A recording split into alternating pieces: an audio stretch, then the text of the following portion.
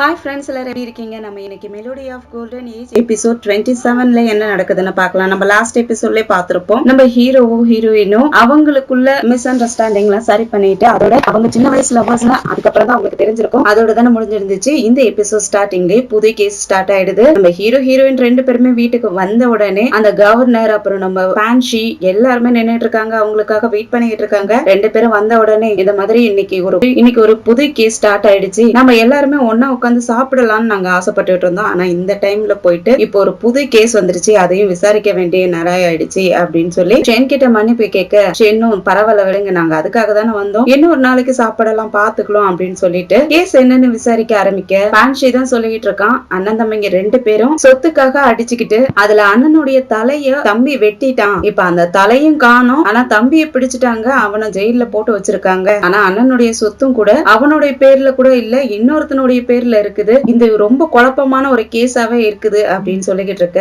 அந்த மூணாவது ஆள் தான் கல்பிரேட்டா இருக்கணும், அவனை நாங்க தேடி கண்டுபிடிச்சாகணும், சோ சிங் நீ என் கூட வரியான்னு சொல்லிட்டு ஜெனரலும் கேட்க, யான்சி கிட்ட பாசமா நான் போயிட்டு வரேன், எனக்காக நீ வெயிட் பண்ணிட்டு இருக்க வேணாம், சாப்பிட்டு நீ தூங்கு அப்படின்னு சொல்லிட்டு யான்சி கிட்ட பாசமா பேச இத பாக்குற பான்ஷிக்கு சுத்தமா பிடிக்கல. அவன் ஸ்டமக் பர்னிங்ல சைட்ல நின்னுட்டு இருக்க ஷென்னும் கவர்னரும் ரெண்டு பேரும் கிளம்பிடுறாங்க. அதுக்கப்புறம் நம்ம யான்சியும் பான்ஷியும் அந்த தம்பிக்காரனை பாக்குறதுக்காக ஜெயிலுக்கு போறாங்க. நம்ம ஷென்னும் கவர்னரும் அந்த ஊருடைய கேட்டுக்கிட்டையும் வராங்க. அங்க ரொம்ப ஸ்ட்ரிக்டா இருக்கு. அங்க கார்ட்ஸ் நிறைய பேர் வந்துட்டு இருக்கிறவங்க, உள்ள வரவங்களா இருக்கட்டும் வெளியே வர போறவங்களா இருக்கட்டும் சைன் பண்ணணும், ரொம்ப ஸ்ட்ரிக்டா செக் பண்ணி அனுப்பி விட்டுக்கிட்டே இருக்காங்க. அதெல்லாம் ஷென் பாக்குறதுக்கு ரொம்ப டிஃபரெண்டா இருக்கு. சின்ன ஊர்ல இவ்வளவு பாதுகாப்போட நடந்துக்குவாங்களா அப்படின்ட்டு கவர்னர்கிட்டையும், அண்ணா இது என்னது இவ்வளவு ஸ்ட்ரிக்டா இங்க நடந்துகிட்டு இருக்குது, இந்த மாதிரி நாங்க ஷின் சிட்டில கூட இந்த மாதிரி நாங்க பார்த்தது கிடையாது, ஆனா இங்க ரொம்ப ஸ்ட்ரிக்டா எல்லாத்தையுமே வரவங்க போறவங்க எல்லாத்தையுமே நீங்க செக் பண்ணி தான் அனுப்பி விடுறீங்க, தெரிஞ்சவங்களா இருந்தாலும் நீங்க செக் பண்றீங்கன்னு கேக்குறதுக்கு, நீ இதுக்கு முன்னாடி இந்த ஊருக்கு வந்ததே இல்லல்ல, அதனால உனக்கு அவ்வளவா தெரியல, இந்த ஊர் எங்க இருக்குது, நம்ம நாட்டோடைய பார்டர்ல இருக்குது, அப்ப நாங்க இந்த மாதிரி ஸ்ட்ரிக்டா இருந்தா தானே நாட்டுக்கு பாதுகாப்பு, நீ இதுக்கே இப்படி சொல்றன்னா இன்னொரு ஊரு இத தாண்டி இருக்குது, அந்த ஊரு இதைவிடையும் மோசமா எல்லாத்தையும் செக் பண்ணிட்டு தான் அனுப்பி விடுவாங்க, நீ அதெல்லாம் பாத்தீங்கன்னா என்ன சொல்ல புரிய தெரியல அப்படின்ட்டு கவர்னரும் சிரிச்சுக்கிட்டே சொல்லிக்கிட்டு இருக்க. அப்படியே நம்ம யான்ஷியும் பான்ஷியும் தான் காட்டுறாங்க. அவங்க ரெண்டு பேருமே ஜெயிலுக்குள்ள அந்த தம்பிக்காரனை பாக்குறதுக்காக வர அவன் அங்க ஜெயில உட்கார வச்சிருக்காங்க. பான்ஷியும் போயிட்டு இவங்க தான் புதுசா நம்ம ஊருக்கு கேஸ் எல்லாம் விசாரிக்கிறதுக்காக வந்திருக்காங்க அப்படின்னு சொல்லவும் அவனுக்கும் நம்ம யான்ஷியை பத்தி தெரிஞ்சிருக்கும் போல இருக்குது. ரொம்பவே சந்தோஷப்பட்டுக்கிட்டு, நீங்க வந்துட்டீங்களா, இந்த கேஸ் சீக்கிரமா கண்டுபிடிங்க, நான் எந்த தப்புமே பண்ணல, நான் எங்க அண்ணனை போயிட்டு கொலை பண்ணுவானா அப்படின்ட்டு அவங்க காலில் விழுந்து கெஞ்சி கேட்டுட்டு இருக்க.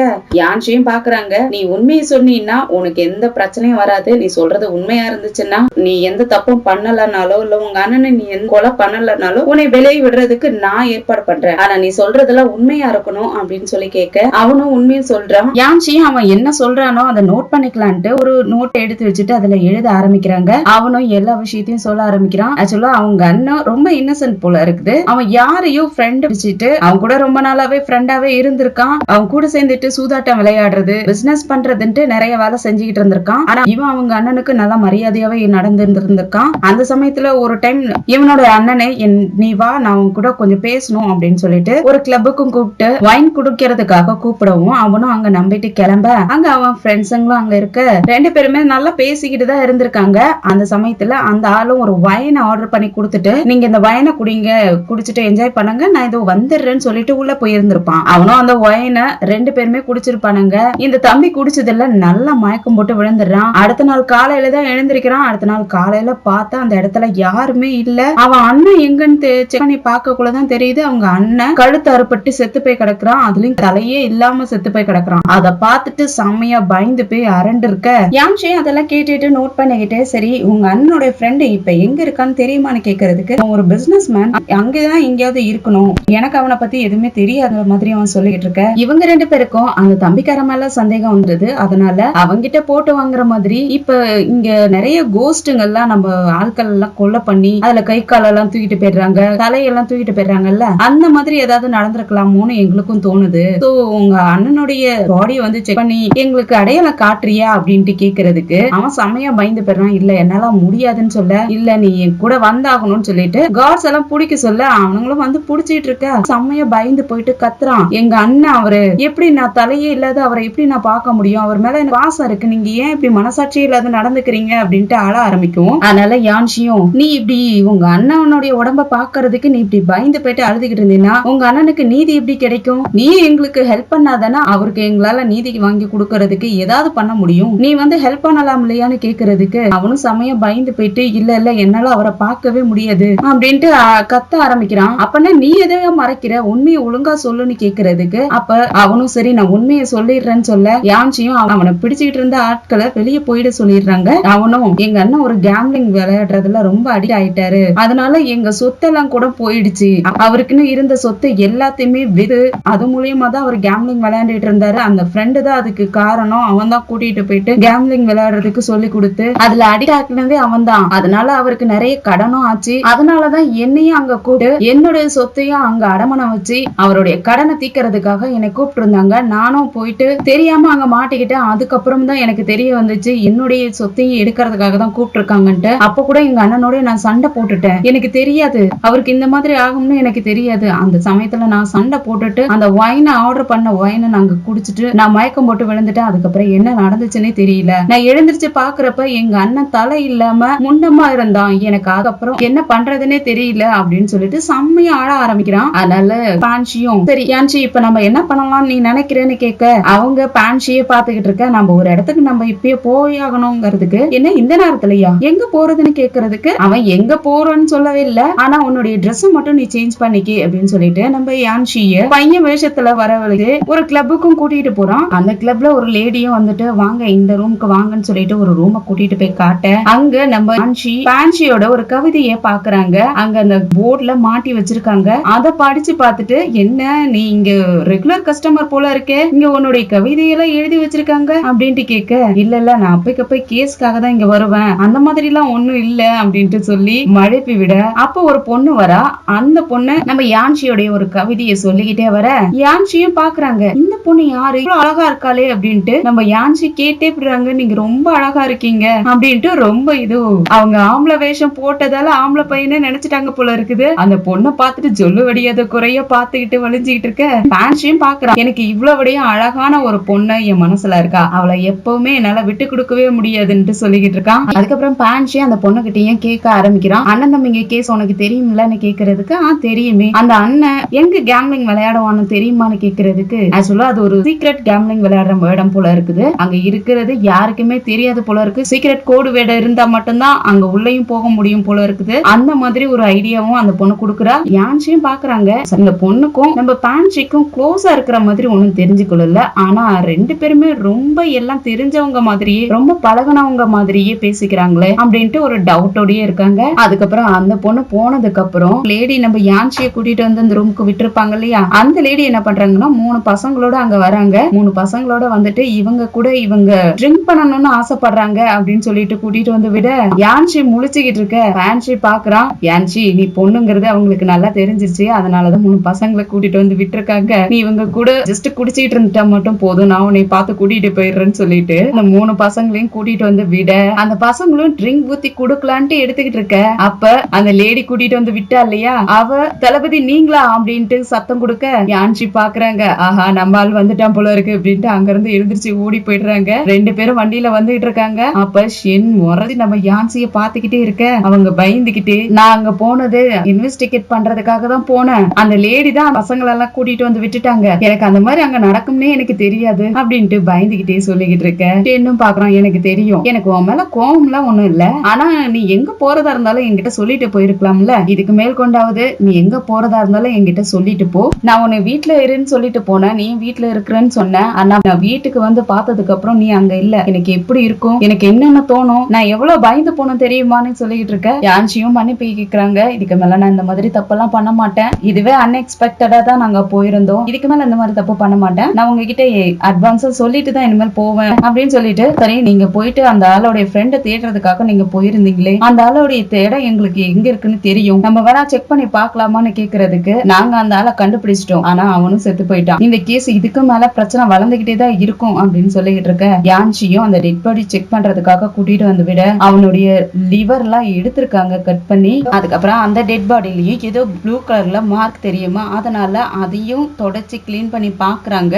அந்த ஃபயர்ஃப்ளை குரூப் திரும்பவும் எழுதி வச்சிருக்காங்க மிரட்டுற கடிதம் மாதிரி மிரட்டுற கவிதையை எழுதி வச்சிருக்காங்க. அந்த டெட் பாடியோட உடம்புல இருந்து லிவர் எல்லாம் கூட எடுத்திருக்காங்க இல்லையா, ஆனா அவனுடைய உடம்புல இருந்து எந்த ஒரு காயமுமே இல்ல. கரெக்டா எந்தெந்த பார்ட் எங்கெங்க எடுக்கணுமோ அப்படி எடுத்திருக்காங்க. அதெல்லாம் பாக்குற யான்ஷி இவனுக்கு சண்டை போட தெரியாததால, இவன் தப்பிக்க முயற்சி பண்ணாததால, இவன் உடம்புல எங்கேயுமே அடிப்படல, கரெக்டான அந்தந்த பாகத்துல அடிபட்டு அந்தந்த லிவர் இந்த மாதிரி விஷயங்களை எடுத்திருக்காங்க அப்படின்னு சொல்லிக்கிட்டு இருக்க. அப்ப ஷென் பின்னாடி இருந்து சொல்றான், நீ நல்லா பாரு, அவனுக்கு மார்ஷல் ஆர்ட் நல்லாவே தெரியும், அவனுடைய கையை நல்லா பாரு, அவனுடைய கை வால் பிடிச்ச கை அப்படின்னு சொல்லவும் யான்ஷியும் திருப்பி அவனுடைய கைய பாக்குறாங்க. அது காப்பு காய்ச்சி போயிருக்குது. யான்ஷி கூட பான்ஷியும் தான் செக் பண்ணிட்டு இருப்பான். அவனும் பார்த்துட்டு ஆமா இவனுக்கு மார்ஷல் ஆர்ட் நல்லாவே தெரிஞ்சிருக்கு அப்படின்ட்டுலாம் சொல்லி யோசிச்சுக்கிட்டு இருக்க. இப்ப இவங்க சஸ்பெக்ட் பண்ற ஆளு இறந்து போயிட்டான் இல்லையா, இதுல நாலாதான் இன்னொரு ஆள் இருந்திருப்பான். அதான் அந்த கேம்லிங் நடத்துறவன். அந்த ஹெட் வந்து அந்த கேம்லிங் நடத்துறவன், அந்த ஓனர் பேர் வந்து ஜீதா. அவன் தான் இதுக்கெல்லாம் காரணமா இருக்கணும். நம்ம அந்த கேம்லிங் நடக்கிற இடத்த தேடி கண்டுபிடிச்சிட்டோம்னா அங்க என்னென்ன நடக்குது, எப்படி இந்த மாதிரி எல்லாம் கொலை நடக்குதுங்கிற விஷயத்தெல்லாம் நம்ம கண்டுபிடிச்சிடலாம்னு சொல்லிட்டு இருக்கு. அதுக்கப்புறம் இவங்க 3 பேருமே அவனை ஃபாலோ பண்றதுக்காகவும் ரெடி ஆகுறாங்க. அவன் ஒரு இடத்துல எதையோ மறைஞ்சு எடுத்து போய்கிட்டு இருக்க. அந்த சமயத்துல இவங்க 3 பேருமே பின்னாடியே அந்த ஜீதாஃப்ங்கிறவன் பின்னாடியே போய்கிட்டு இருக்காங்க. அப்ப வழியில 2 பசங்க இவங்கள பார்த்த உடனே சண்டை பிடிச்சு 2 பேருமே அடிச்சுக்கிற மாதிரியும், அதுல ஒருத்தன் கீழே விழுந்து நம்ம என்னுடைய காலை பிடிச்சிட்டு என்னை காப்பாத்துங்க, இவன் என்ன அடிக்கிறான் பாருங்க அப்படின்னு சொல்லிட்டு சண்டை போட்டுக்கிற மாதிரி இருக்க. அதுக்கு ஷென் இருந்துட்டு, நீ போயிட்டு போலீஸ்ல கம்ப்ளைண்ட் பண்ணு, ஏன் காலை எதுக்கு பிடிக்கிறேன்னு கேட்க, இல்ல நீங்க தான் என்னை காப்பாத்தணும், பிளீஸ் என்னை காப்பாத்துங்கன்னு கேட்டுட்டு இருக்க. யான்சின்னு சொல்றாங்க, ஓ நீ அங்க போலீஸ்ல கம்ப்ளைண்ட் பண்ண, கவர்னர் ஆபீஸ்க்கு போ அப்படின்னு சொல்லிட்டு இருக்க. அவன் ஆமால நீங்க சொல்றதும் கரெக்ட் தான், நான் போயிட்டு போலீஸ்லயே கம்ப்ளைண்ட் பண்ணலாமே அப்படின்ட்டு, நான் இதுக்காக இங்க வந்தேன் அப்படின்ட்டு ஒரு பைத்தியக்கார மாதிரி பேச ஆரம்பிக்கும். நம்ம யான்சி பாக்குறாங்க, அவனுடைய இடுப்புல ஒரு டோக்கன் இருக்குது, இவன் வேற ஒரு ஆள், இவன் சாதாரண ஆள் கிடையாது அப்படிங்கறத அவங்க புரிஞ்சுக்கிறாங்க. அதனால ஷென் அவனை முறைச்சுக்கிட்டே பக்கத்துல போக யான்சி தடுத்துட்டு, நீ யாருன்னு கேட்க, அவன் நாங்க எங்க ரிலேட்டிவ் வீட்டை தேடிதான் இங்க வந்தோம், அப்பதான் பிரச்சனை ஆயிடுச்சு அப்படின்னு சொல்லிட்டு நாங்க கிளம்புறோம்ட்டு அங்க இருந்து அடிச்சுட்டு அவன் கிளம்பி போக, யான்சி தான் அவன் இடுப்புல ஏதோ ஒரு டோக்கன் இருக்கிறத பாத்துட்டாங்க இல்லையா, அதனால சென்னையும் கூப்பிட்டுக்கிட்டே அவங்க ஃபாலோ பண்ணிக்கிட்டே போய்கிட்டு இருக்க. ஒரு வழியில போன உடனே ஆட்கள் எல்லாம் இவங்களை மறைக்க ஆரம்பிச்சிடுறாங்க. இவனும் ஒரு இடத்துல நின்னுட்டு இவங்களை எதிர்பார்த்து நின்னுட்டு இருக்க. அவங்க வந்த உடனே யான்சிக்கும் ஷென்னுக்கும் வணக்கம் சொல்லிட்டு நின்னுட்டு இருக்கான். ஷென்னு, நீ யாரு, எதுக்காக எங்களை உன்னுடைய வழிக்கு கூட்டிட்டு வந்த, நீ யாரு தான்பான்னு கேட்க, அவன் வந்து நம்ம ஷின் சிட்டில நம்ம லூ பிரதர் எப்படி இருக்காரு அதே போல இவன் இந்த சிட்டில இருப்பான் போல இருக்குது, நான் இந்த ஊரோட லீடர் தான், நீங்க ஷென்கிறதும் இவங்க யான்ஷிங்கிறதும் எங்களுக்கு நல்லாவே தெரியும், நீங்க ஒரு கேஸுக்காக அவனை ஃபாலோ பண்ணிட்டு போய்கிட்டு இருக்கீங்கிறது எங்களுக்கு நல்லாவே தெரியும், நாங்களும் அவனை ஃபாலோ பண்றோம், அதனால எங்க கிட்ட நிறையவே எவிடன்ஸ் எல்லாம் இருக்குது, அவன் ஏதோ ஒண்ணு பண்ணிக்கிட்டு இருக்கான், நாங்களும் அவனை ஃபாலோ பண்ணி சர்ச் பண்ணிக்கிட்டு தான் இருக்கோம், நீங்க எங்க கூட சேர்ந்து நீங்க வேலை செஞ்சீங்கன்னா உங்களுக்கும் ஈஸியா இருக்கும், நாங்களும் உங்களுக்கு ஹெல்ப் பண்ணுவோம், எங்களுக்கும் நீங்க ஹெல்ப் பண்ணா நல்லா இருக்கும் அப்படிங்கிற மாதிரி அவன் சொல்ல, நம்ம யான்சி அவங்களுடைய டோக்கனை எடுத்து காட்டி, நான் ஒரு அபிஷியல், இந்த கேஸை விசாரிக்கிறதுக்காக தான் நாங்களாம் இங்க வந்திருக்கோம்னு சொல்லிக்கிட்டு இருக்க. அவன் டக்குன்னு அந்த டோக்கனை பார்த்த உடனே மண்டி போட்டு வணக்கம் சொல்லிட்டு, இந்த டோக்கன் யாருக்கிட்ட இருக்குதோ நான் அவங்களுக்கு கடமைப்பட்டிருக்கேன், அவங்க என்னுடைய மாஸ்டரா ஏத்துக்கணும், அவங்க எனக்கு கடவுள் மாதிரி அப்படின்லாம் சொல்லிக்கிட்டு இருக்க. எனக்கு சிரிப்பு தாங்க முடியல, பொண்டாட்டிக்கு இவ்வளவு பெரிய பெருமை வருதுன்ட்டு சிரிச்சுக்கிட்டே நின்னுட்டு இருக்க. யான்சியும் இல்ல இதுக்காக எல்லாம் நீங்க மண்டி போடணும்னு அவசியம் இல்ல, எழுந்துருங்கன்னு சொல்லிக்கிட்டு இருக்க. இல்ல யான்சி, நீங்க கொஞ்சம் அவசரப்படுறீங்க, கொஞ்சம் பொறுமையா இருங்க, நாங்களும் உங்களுக்கு ஹெல்ப் பண்றோம், நாங்க சொல்ற மாதிரி நீங்க பண்ணீங்கன்னா கரெக்டா அந்த இடத்துக்கு போக முடியும் அப்படின்லாம் சொல்லிட்டு நம்ம ஷென் குரூப்பும் இந்த லீடரோடைய குரூப்பும் இங்க ஒண்ணு சேர்றாங்க. அவங்க 2 பேருமே இப்ப ஒண்ணு சேர்ந்து இந்த கேஸ் எல்லாம் கண்டுபிடிக்க போறாங்க. அவன் கண்டுபிடிச்ச எல்லா விஷயத்தையும் அவங்க சொல்லிக்கிட்டு இருக்கான். அந்த கிளப்புக்கு போன உடனே அங்க டீ குடிக்கிற மாதிரி போகணும், சாதாரணமான ஆட்கள் போனாங்கன்னா உள்ள விடவே மாட்டாங்க, அங்க போன உடனே நம்ம சீக்ரெட்டான ஒரு கோட் வேர்டை சொன்னா மட்டும்தான் அவங்க நம்மள உள்ள விடுவாங்க, அதுக்கப்புறம் தான் நம்ம கேம்லிங்கே விளையாட முடியும் அப்படிங்கிற மாதிரி எல்லாம் சொல்லிக்கிட்டு இருக்கான். அடுத்த நாளே நம்ம யான்ஷி, பான்ஷி, ஷென் இவங்க 3 பேருமே அந்த கேம்லிங் நடக்கிற இடத்துக்கும் கிளம்பி போய்கிட்டு இருக்காங்க. நம்ம யான்ஷி ஒரு ஆம்பளையோட வேஷம் போட்டுக்கிட்டு கிளம்பி போய்கிட்டு இருக்க. யான்ஷி தான் அதுல பாஸ் மாதிரி, நான் சொல்றதுதான் நீங்க கேட்கணும் அப்படின்லாம் சொல்லிக்கிட்டே தன்னை ஒரு ஆம்பளை பையன் மாதிரி நினைச்சுக்கிட்டே ஓவர் சேட்டை பண்ணிக்கிட்டே வந்துகிட்டு இருக்காங்க. ஷென்னும் பார்த்து சிரிச்சுக்கிட்டே, இவ என்ன பண்ணிக்கிட்டு இருக்கா, வித்தியாசமான கேரக்டர்ல இருக்காளே அப்படிங்கிற மாதிரி தான் பாத்துக்கிட்டு வந்துட்டு இருக்கான். 3 பேருமே உள்ளயும் போயிடுறாங்க. உள்ள போயிட்டு டீ கேட்டுட்டு உட்கார, அப்ப அங்க இருக்கிற டீ கப்ப பான்ஷி அப்படியே கவுத்து வைக்கிறான். அதுதான் கோடுவேட போல இருக்குது. அதை கவுத்து வச்ச உடனே நீங்க உள்ள வரலாம் அப்படின்னு சொல்லிட்டு ஒரு ஆள் கூப்பிடுறான். இவங்க 3 பேருமே உள்ள போக அங்க கேம்லிங்கும் நடந்துட்டு இருக்கு. யான்ஷி குட்டியா இருந்துகிட்டு அங்க பார்க்க முடியாத குதிச்சு பாத்துக்கிட்டு ஓடிக்கிட்டு இருக்காங்க. அங்க ஏகப்பட்ட கூட்டம் நின்னுட்டு இருக்கு. எல்லாரையும் தள்ளி விட்டு பாக்கலான்னு பார்த்தா அவங்க யாருமே தள்ளுற மாதிரி இல்ல. 2 குண்டு பசங்க கிட்ட இடையில போயிட்டு நின்னுட்டு தள்ளுகடான்னு புடிச்சு இழுத்துக்கிட்டு இருக்க. அவனுங்க தள்ளுற மாதிரியே இல்ல. அதனால யான்ஷி பான்ஷி கிட்டே ஹெல்ப் கேட்க அவனுங்க ஆளுக்கு ஒரு கையில பிடிச்சு இழுத்து விட யான்ஷி உள்ள போயிடுறாங்க. அங்க நம்ம ஷென் கூட கை கோத்துக்கிட்டான் இல்லையா, அந்த பையனும் அங்க இருக்கான். அவனையும் நம்ம ஷென்னும் பாக்குறான். உள்ள போன யான்ஷியும் அவங்க அலப்பறைய ஆரம்பிச்சிடுறாங்க.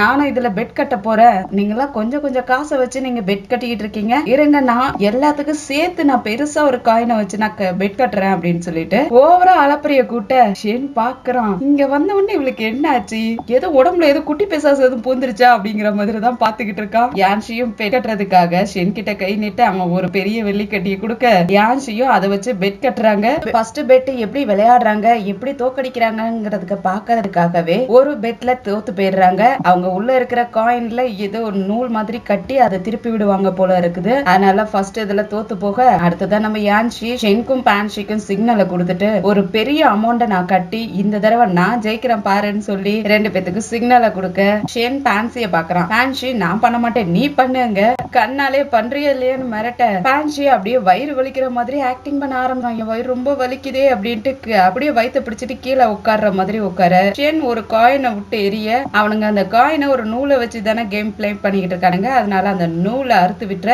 பான்ஷியும் எனக்கு ஒரு வயிறு ரொம்ப வலிக்குது டாய்லெட் போகணும் போல இருக்குது, ஆனா பரவாயில்ல உங்களுக்காக நான் கொஞ்ச நேரம் இங்க வெயிட் பண்றேன், இந்த கேம் முடிச்சிட்டு போலாம் அப்படின்னு சொல்லிட்டு ஒரு பெரிய தொகையை நான் இந்த கேம்ல கட்டுறதா இருக்கேன், நீங்க எல்லாரும் ஒரு சைடு நான் ஒரு சைடு அப்படின்னு சொல்லிட்டு நம்ம யான்ஷியும் ஒரு பெரிய தொகையை யான்ஷி கட்ட அவனும் காயினை குலுக்கி அதை கவுத்து வைக்க நம்ம யான்ஷியும் ரெண்டு தங்க காயினை எடுத்து வச்சு நான் இதை பெட் கட்டுறேன்னு சொல்ல எல்லாரும் ஓபன் பண்ணுங்கன்னு கத்துறாங்க. அப்ப இவனுடைய கால் கடியில தான் அந்த நூலுக்கு உண்டான சுவிட்ச் மாதிரி ஏதோ பண்ணி வச்சிருப்பானுங்க போல இருக்கு. அதை அழுத்தி பாக்குறான், ஆனா அதை அழுந்த மாட்டேங்குது. அத நூல் அருந்து போயிருக்கிறது தெரியுது. அதனால மழுப்பிக்கிட்டே அப்படியே நின்னுகிட்டு இருக்க சுத்தியில இருக்கிற எல்லாருமே ஓபன் பண்ணுங்கன்னு கத்திக்கிட்டு இருக்காங்க. முதல்ல அவங்க தோத்து போயிட்டாங்க, இப்ப தங்க காயின் வரப்போகுது, சீக்கிரமா ஓபன் பண்ணுங்கன்னு எல்லாரும் கத்திக்கிட்டு இருக்க யான்ஷியும் தைரியமாவே ஓபன் பண்ணு அப்படின்ட்டு அவங்களும் கத்திக்கிட்டு இருக்காங்க. ஷென் யான்ஷி பண்றதெல்லாம் பார்க்க சிரிப்பு தான் வருது. சிரிச்சுக்கிட்டே பக்கத்துல நின்னுட்டு இருக்க அவனும் வேற வழி இல்லாம சரி ஓபன் பண்ணிடலான்ட்டு அந்த காயினை ஓபன் பண்ணலான்ட்டு போகிற டைம்ல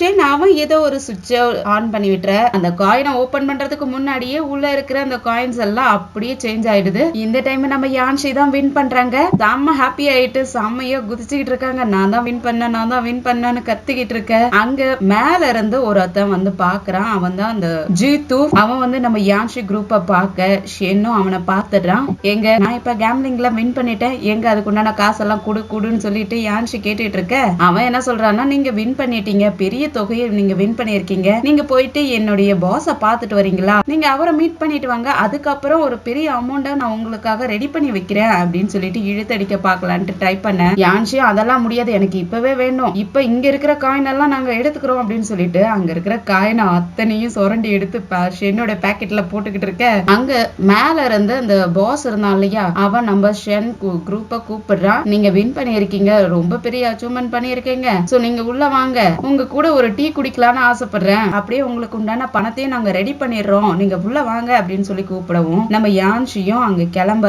ஷென் பாக்குறான். எங்க போனாலும் இவளுக்கு என்னவோ தெரிஞ்ச மாதிரியே முன்னாடி போறாளேன்ட்டு பின்னாடி பிடிச்சிட்டு நீ ஏன் பின்னாடி வான்னு சொல்லிட்டு முன்னாடி அவன் ஷென் போறான். உள்ள அவனும் உள்ள கூட்டிட்டு போறான். அந்த ரூம்குள்ள போகக்குள்ளே ஒரு ஆளை கைய வெடி அவன் ரத்த வெள்ளத்தோட கிடக்குறான். அதை பார்த்த யான்ஷின் செம்மையா பயந்து போயிட ஷென் பக்கத்திலே பிடிச்சு வச்சுக்கிட்டு பயப்படாதுன்னு சொல்லி சமாதானப்படுத்தி கூட்டிட்டு வரான். இந்த தூஃபுவும் அவனை முதல்ல இங்க இருந்து கிளியர் பண்ணுங்க, ஃபுல்லா ரத்த வடையே அடிக்குது பாருங்க, சீக்கிரமா கிளீன் பண்ணுங்க அப்படின்னு சொல்லிட்டு அவனை தூக்கிட்டு போயிட்டு சொல்லிட யான்ஷிக்கு செம்ம பயத்தோட நின்னுட்டு இருக்காங்க. அப்பதான் அவங்களுக்கும் புரிய வருது இது கோஸ்டால இந்த ஆளுங்களுக்கு கை கால் போறதெல்லாம் கிடையாது, இவன் தான் அவங்க கேம்ல ஜெயிச்சுட்டாங்கன்னா பெரிய தொகையை கொடுக்கணும்னு தெரிஞ்சிச்சுன்னா அவங்கள கை காலை வெட்டி அவங்கள இந்த மாதிரி டார்ச்சர் பண்ணி அனுப்பி விடுறான், இங்க கோஸ்ட் எல்லாம் எதுவும் கிடையாது, இவன் பண்ற வேலைதான் இவ்வளவும் அப்படின்ட்டு அப்பதான் அவங்களுக்கும் புரியுது. அதை யோசிச்சுக்கிட்டே நின்னுட்டு இருக்க அவ திமிரா போயிட்டு அவனுடைய சேர்ல உட்காந்துக்கிட்டு டீயை குடிச்சுக்கிட்டு எங்க ஆளுங்க இப்படிதான் கொஞ்சம் கிளம்சியா நடந்துக்குவாங்க, கொஞ்சம் அவங்க கிட்ட மோதணும்னு நினைச்சா கூட அவங்க கை காலை வெட்டிடுவாங்க அப்படின்லாம் சொல்லி ரொம்ப மிரட்ட ஆரம்பிப்பானா. அப்ப இவன் இவ்வளவு மிரட்டுறானே நாம கொஞ்சம் மிரட்டலாம்னு சொல்லிட்டு ஷென் பக்கத்துல போகலான்னு பார்க்க யான்ஷி பாக்குறாங்க. அவங்க ஒரு காலை தூக்கி டேபிள் மேல டங்குன்னு வச்சுட்டு அவங்க இந்த காயின்ஸ் எல்லாம் எடுக்கிறதுக்காக ஒரு ஸ்டிக் மாதிரி வச்சிருக்காங்க. அதை எடுத்துட்டு ஓங்கி இந்த டேபிள்லயே ஒரு தட்டு தட்ட ஃபேன்சி செம்மையா பயந்து போயிடுறான். ஓங்கி வேகமா தட்டிவிட்டு எப்படா நாங்க இங்க உள்ள வரவும் எங்களை பயமுடுத்துறதுக்காக ஒரு கையை வெட்டி அவனை தூக்கிட்டு போற மாதிரி பண்ணிட்டு எங்களை பயமுடுத்தணும்னு நினைக்கிறீங்களாடா அப்படின்னு சொல்லிட்டு ஷென் பக்கம் அந்த கம்பெனிட்ட அவனுக்கு ஒரு மாதிரி பயம் ஆயிடுது. ஃபேன்சி இந்த குட்டி சத்தம் ஆரம்பிச்சுட்டாலாங்கிற மாதிரி பாக்க ஷென் பாக்குறான். இந்த குட்டி பிசாசு என்ன பண்ண போகுது அப்படிங்கிற மாதிரி பாத்துக்கிட்டு இருக்க. அவன் இல்ல நான் அந்த மாதிரி எல்லாம் பண்ணணும்னு நினைக்கல, உங்களை மிரட்டுறதுக்காக எல்லாம் அவன் கை கால வெட்டல, அவன் கொஞ்சம் எங்க கிட்ட பிரச்சனை பண்ணிட்டான், அதனாலதான் எங்க பசங்க கொஞ்சம் கோவக்கார பசங்க கொஞ்சம் கைய வெட்டிட்டாங்க. இந்த மாதிரிதான் உங்களுக்கும் ஏதாவது ஆயிடக்கூடாது இல்லையா? யான்சி பாக்குறாங்க, என்னடா எங்களை கை கால வெட்டி போட்டுருவோன்னு சொல்லி பயமுறுத்தணும்னு நினைக்கிறியா? ஒழுங்கா எங்களை பயமுறுத்துறத நிப்பாட்டிட்டு நாங்க கேட்ட பணத்தை கொண்டு வா. நாங்க என்ன உன் பணத்தை கொள்ளை அடிச்சுட்டா போறோம்? எங்களுக்கு சேர வேண்டிய பணத்தை தானே கேக்குறோம், ஒழுங்கா கொண்டு வரியா இல்லையான்ட்டு இவங்க மிரட்ட அந்த தூஃபு பாக்குறான் பக்கத்துல வந்துட்டு. ஓ, உனக்கு இந்த அளவுக்கு தைரியம் இருக்கா? நீ ஓவரா என்கிட்ட பேசிக்கிட்டு இருக்க. சரி, நீ அங்க கீழே வின் பண்ணிட்டல்ல, இப்ப நான் உனக்கு ஒரு சாய்ஸ் கொடுக்குறேன். நீ ஏன் கூட கேம்லிங் விளையாண்டு ஏன் கூட நீ வின் பண்ணணும். அப்படி நீ வின் பண்ணிட்டேன்னா உனக்கு சேர வேண்டிய பணத்தோட சேர்த்து உன் கை கால் பார்ட்ஸும் அப்படியே முழுசா அனுப்பி வைக்கிறேன். அப்படி இல்லன்னா என்னை கேட்க கூடாதுங்கிற மாதிரி சொல்லிக்கிட்டு இருக்க. யான்சி பாக்குறாங்க, நீ என்னடா எனக்கு 2 சாய்ஸ் கொடுக்கறது? எனக்கு இப்ப என்னுடைய பணமும் வேணும், என்னுடைய பாடியோட பார்ட்ஸுக்கும் ஒண்ணும் ஆக கூடாது, நாங்களும் முழுசா போகணும் அப்படின்ட்டு இவங்க அவன் முன்னாடி அந்த ஸ்டிக்கர் நீட்டி மிரட்டுற மாதிரி பேசிக்கிட்டு இருக்க. அவன் இதுக்கு மேல அவங்கிட்ட பேசி எந்த பிரயோஜனமும் இல்லைன்னு சொல்லிக்கிட்டு இருக்க. அந்த சமயத்துல ஒருத்த வந்துட்டு உங்களை பாக்குறதுக்காக கவர்னர் வந்திருக்காருன்னு சொல்ல, அவனும் இங்க 4-5 ஆட்களை விட்டுட்டு நீங்க பாத்துங்கடா நான் இதோ வந்துடுறேன்ட்டு அங்கிருந்து வெளியே கிளம்ப, அவன் அந்த டோரை விட்டு வெளியே போனதுதான் பறந்து வந்து எல்லாத்தையும் அடிச்சு போட்டுட்டு மாசா நின்னு போஸ்ட் கொடுக்க.